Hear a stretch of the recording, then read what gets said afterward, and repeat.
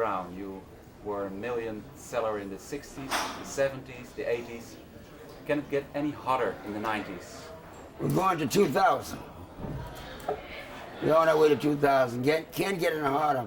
It's very, very hot, and it's doing fantastic. But the best is yet to come. What about your new single?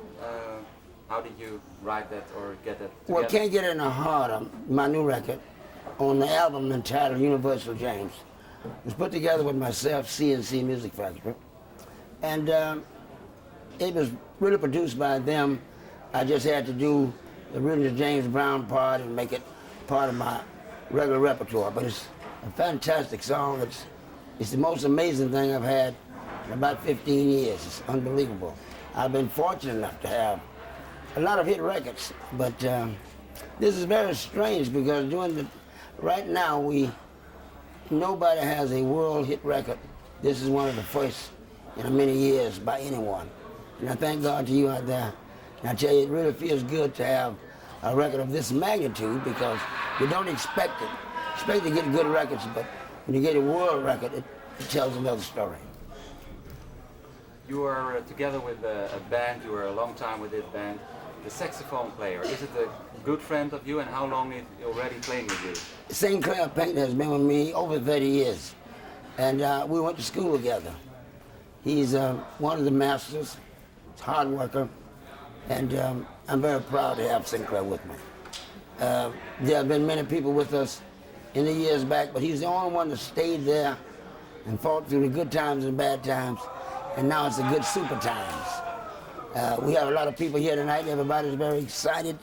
But I want you to know that it's great to have people like St. Clair Pinckney with you. Danny Ray, Martha High of the Bittersweets, Sweet Charles, and a lot of real good people. Ron Laster, the Soul Generals. It's been a real good time. But I tell you, St. Clair's my man. We all know about the books that in 1 month you get 60 years old. How you get in shape? How you get in shape for a long time like this? Well, I just thank God, and I thank the people out there that has been in my corner for a long time. And you got good people everywhere, but when here in Holland, we had a great time, and people just get you fired up. And as long as people be like the people that's been here and other places, France, Germany, England, throughout the world, keep giving it that energy. And that's what I've had. I've had just people behind me trusting in God and trying to be the best there is. You have a dream career from the low side to the high side to the million sellers. Do you still have anything from the old times in your thinking of life now? Well, I don't ever really think of downtime. I just think of time that I like to rest, relax. That's very little, but I've been very fortunate. Sometimes it's good to be different. It's good to be one that comes up with new titles, new songs. I've always suffered. Any low time I've had has been the time that our music has been much too far ahead. I had an album just before this album called Love Overdue, trying to get people to come together and live decent and live harmoniously like brothers and sisters. Stop some of the killing, help the young kids to get education, trying to live better, bring their families back together. And when you get a record that's too far out, you suffer.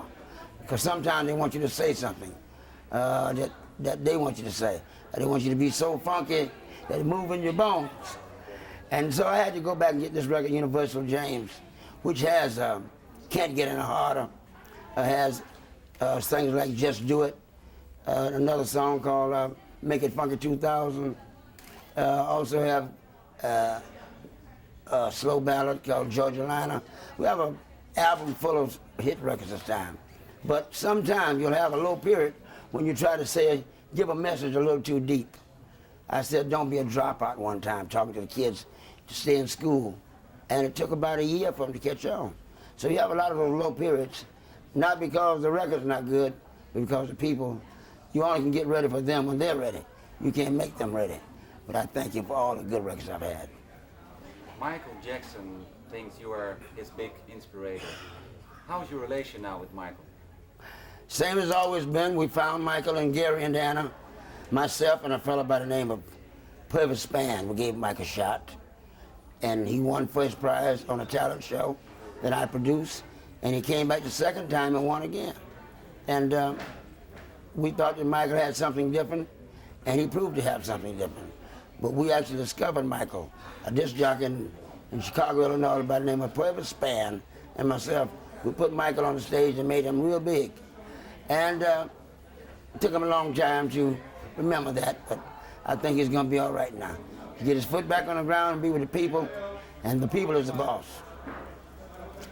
Michael didn't spoke for a long time with the interview with the press and with other. Now he spoke with Oprah Winfrey. You were also a long time not speaking terms with the press. Is there something changing for you in America? Well, I always kind of stayed back because I've always had a great audience. I could be on TV almost every day in the States if I wanted to. But I think absence make the heart grow fonder. I stay away because the demand is so great.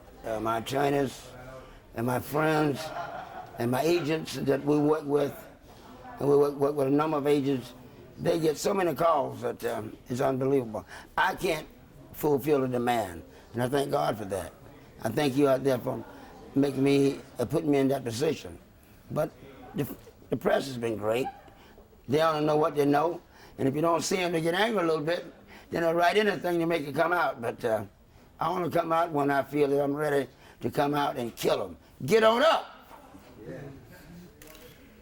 What about the last years? Do you think you changed a little bit in your attitude to other people? Because there are some people say, well, James Brown is not the easiest man. I'm not the easiest man because I want things correct. When I get on that stage, I want to sweat for the people. I owe that to them. They buy a ticket, they love you, they buy your records, I'm going to give them everything I got. And if I got one on that stage that don't do a good job, you may not see them again. It's just that simple. And I feel that we should be well-dressed, well-mannered, smiles, and making people feel good. And if you can't do that, I'm a hard man for you to work for. And I'll always be that way, because I owe it to you out there. You are the godfather of soul, you bring soul to the people. A lot of black artists are also in politics. Are you feeling for politics? I got a feeling for good living. I got a feeling for fair play. I got a feeling for integrity, respect. And sometimes it takes somebody like myself to speak out on it. I've done it ever since 1968, after the assassination of Dr. Martin Luther King. I was able to stop the riots, thank God, because of the trust, the love, and the respect. And if I see that young people are not getting a fair shake, or ethnic people, or of all nationalities, other than just what we would call black or white, it's about people. And when I see something unfair, I'm going to speak out. And if I see something unfair to me, I'm going to speak out. I reserve the right, because God said everybody has a right to the tree of life. Last question, Mr. Brown. The next 2 weeks are very, well, difficult times for LA. What do you think about the period that's coming up now? Well, I just think we have to trust in God and hope for the best. And remember, like I said, everybody has a right to the tree of life. I don't know how it's going to go, because I think we're between the rock and the hard place. I think it's damned if you do and damned if you don't. It takes God to straighten these things out. But one thing about it, don't be afraid. Be fair. Okay, thank you very much, Mr. Brown. We thank you for this great interview. God bless. Okay, I think the American television wants to speak out now. That was the deal. Thank you very much. Questions were good for television. No problem. Okay. Gooi hem even los. Should I look at television want to do it? All right, yeah, because we're going to take it right off the table. So she's a Mitch. In the morning, oh, you go that far. Ow! This is James Brown, the Godfather of Soul, and you're listening to Mitch in the morning on the FM. Eagle FM. Yes.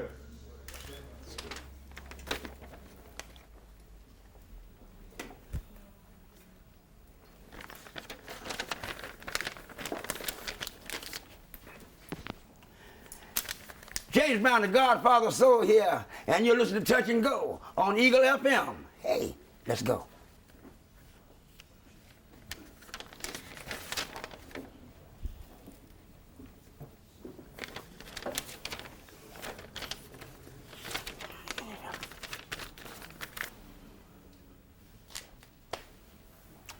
This is James Brown, the Godfather. So get up. You listen to the Afterburner on the FM.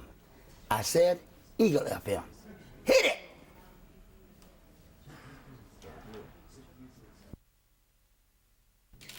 Okay, now mine. Okay. Here you go.